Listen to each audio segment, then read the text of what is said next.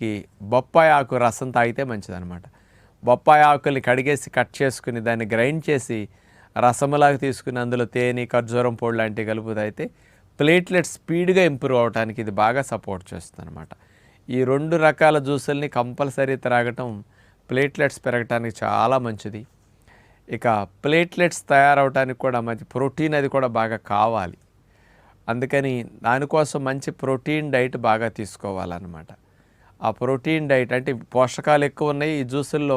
Vitamin C, vitamin A ఇవన్నీ ఎక్కువ వెళతాయి బాగా. అలాగే ప్రోటీన్స్ కోసం మనం తీసుకోవాల్సిన ఆహారాల్లో మెయిన్ మధ్యాహ్న పూట సోయా చిక్కుడు గింజలు నానపెట్టుకుని వాటిని కుక్కర్లో విడిగా ఉడకపెట్టుకుని కూరలు ఉడికేటప్పుడు తర్వాత వేసేసేయండి వీటిని. అలా వాడండి. మీల్ మేకర్ కానీ అట్లాగే సోయా ఫ్లేక్స్ కానీ ఎక్కువగా వాడుకుంటే చాలా మంచిదన్నమాట. నానపెట్టిన బాదం పప్పులు, నానపెట్టిన